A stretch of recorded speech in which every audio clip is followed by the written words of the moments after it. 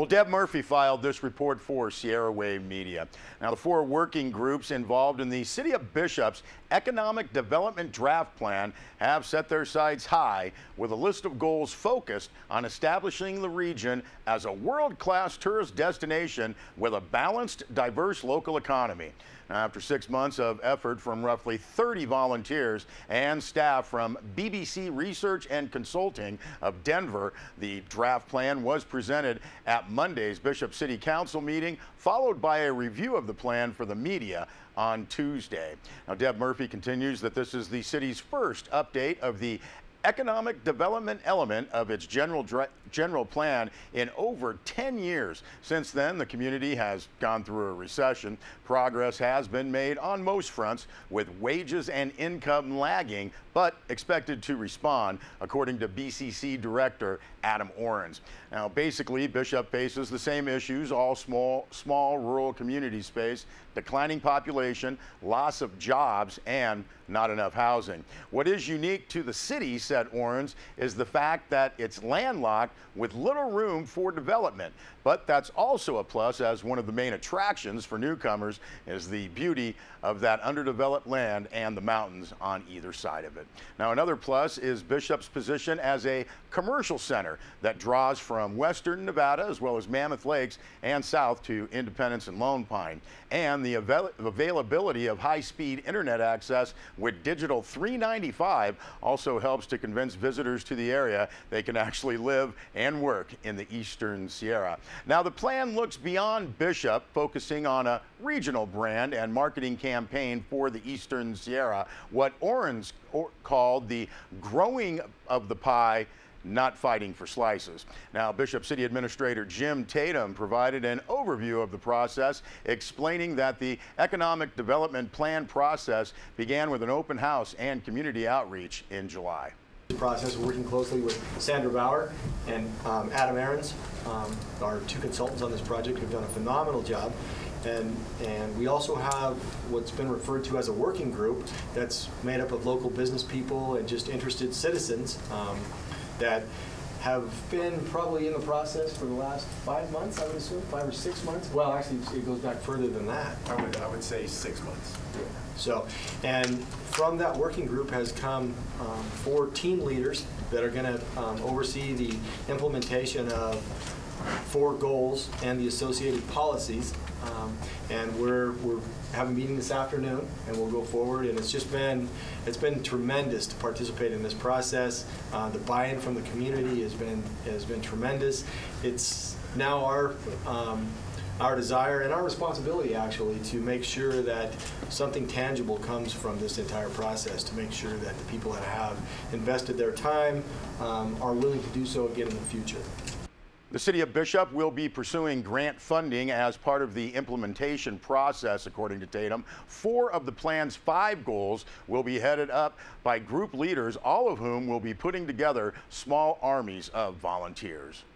The 4 goals are: create a vibrant, authentic, and pedestrian-friendly downtown, promote Bishop and the region as a year-round tourist destination, support a balanced and diverse local economy that protects the community's amenity base, leverages broadband access, and improves the financial well-being of its residents, and strengthen the community's role as a regional center for retail, education, and healthcare. The 5th goal is to support development of commercial air service at the Bishop Airport. The strategy is simple: use tourism as the bait to attract new businesses to the area, Orens said, pointing out that's how most new residents ended up in the Eastern Sierra to date.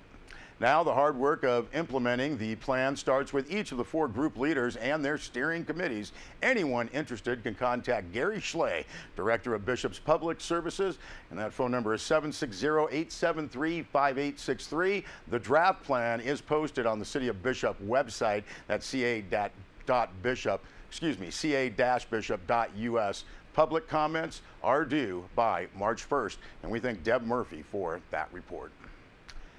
Well, Congressman Paul Cook introduced H.R. 496, the Alabama Hills National Scenic Area Establishment Act. This is legislation that would establish the Alabama Hills National Scenic Area. According to a press release from Congressman Cook's office, this designation would encompass 18,610 acres of the scenic Alabama Hills and would preserve it for recreational use by the public and future generations. Now, a Bureau of Land Management map of the proposed Alabama Hills National Scenic Area can be found on a link on our website, sierrawave.net, on this story.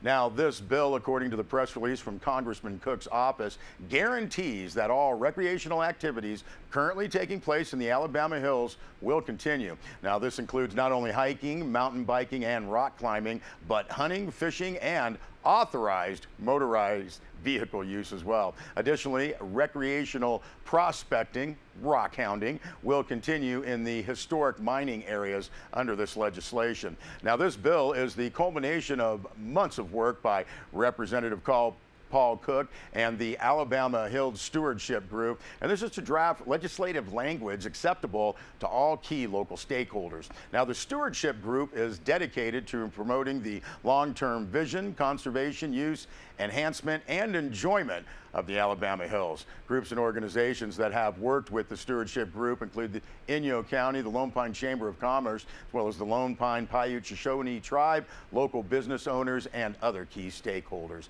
Now, Congressman Paul Cook said, quote, "The Alabama Hills are a natural treasure, and I'm excited to introduce this bill to help guarantee our children and grandchildren can enjoy them the same way we do. The level of local input has been incredible and should serve as an example for how land use decisions are made. Last year, I introduced legislation to establish the Alabama Hills National Scenic Area. While it didn't become law last year, it provided local stakeholders and conservation groups the opportunity to suggest changes to make this a better bill. I'm excited to incorporate these changes in the new version of this important legislation this year. My constituents in Inyo have been working to get this done for years, and I'm hopeful that 2015 will be the year the Alabama Hills get the protection they deserve." And again, that was Representative Paul Cook. Well, Mule Days tickets go on sale next week. The Bishop Mule Days celebration has announced that Western singer-songwriter Brent Hill will headline the 2015 Mule Days concert. That is set for Thursday, May 21st, 7:30 p.m. at the Charles Brown Auditorium at the Eastern Sierra Tri-County Fairgrounds. A press release notes Hill just doesn't sing about the American West.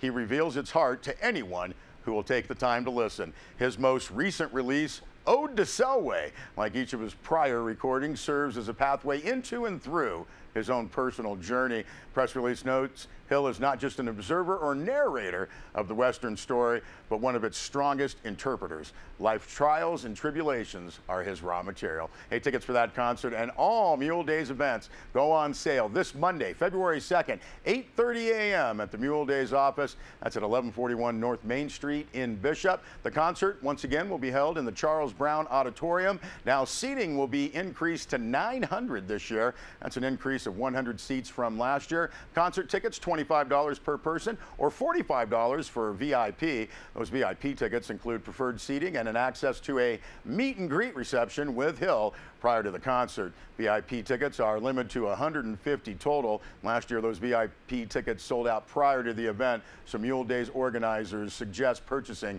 early in order to avoid disappointment. More information, anything to do with Bishop Mule Days, you can call 760-872-4263 or see the website muledays.org. We'll be back with more news.